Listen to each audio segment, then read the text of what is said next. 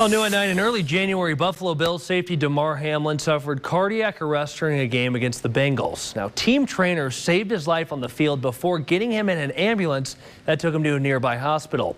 But what would happen if a situation like that happened here in West Texas? Fox 24's Avi Kargloth has more. When Damar Hamlin collapsed on the field after suffering cardiac arrest, the game's cancellation and Hamlin's health became national news. Thanks to the team training staff, Hamlin got the life-saving care he needed.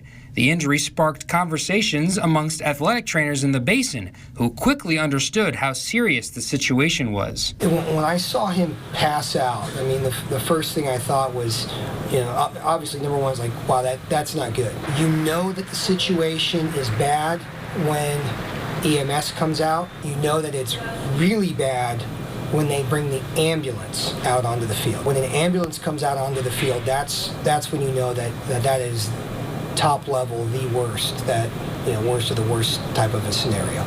Colleagues that I have all talked about, what if we were put into that situation, like that's a scary situation, but we all felt like we knew that we could handle it just because we go over that scenario over and over and over again. So how does it feel to go onto the field after an injury stops a game? And those really serious moments when the chips are down and the crowd goes silent, you say a prayer while you're walking out there and you know your training's going to take place and you're going to make the best decision at that time. Every venue has different requirements for what happens in an emergency, but the goal is the same no matter the location. You have to have what's called an emergency action plan, or EAP.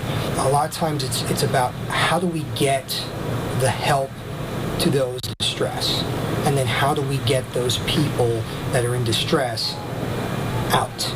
Once the plan is in place, the next step is fulfilling the medical personnel requirements set by either the NCAA or UIL. The athletic departments must contact local hospitals to ensure a doctor and ambulance are at every football game. After that, it's about making sure the trainers are where they're supposed to be. For a football game, I want at least 2 certified athletic trainers, and when we're home, I like to have at least 4 to 6 students that are there to help us. We usually have 2, possibly 3 professionals, just on my side. Now, the day of the game, we've also contacted the other side of the school. We ask if they're bringing their team doctor and how many they'll bring on staff, and we go through the emergency procedures with them just to let them know where things at, who will be available, and what's available. Football players aren't the only ones athletic trainers need to take care of on game day. I got this scar at a legacy playoff game back in November, and I'm fine. It was pretty low stakes, but it's just a reminder that during the game, no matter who's there, these athletic trainers are responsible for everyone. When I was first starting, I had a side judge come up to me one time, and he says, "Hey, if I pass out, the nitro's in my left pocket," and then he just goes jogging away like it's nothing. I mean, it was like literally my second football game of my career, and I'm like, okay, well, that just happened. There have been times when we've been pulled on the sidelines, one of us has, and we've had to take care of a student that's from the school or a student from the other school. So we are in charge of a lot of people at any given time. Even reporters? Even reporters, yeah. So while you're watching the big game this weekend, keep an eye out for the athletic trainers by the field.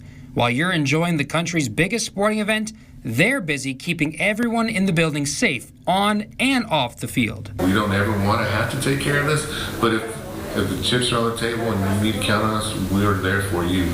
We've got this situation in hand. Reporting in Odessa, Avi Kargloth, Fox 24 Sports.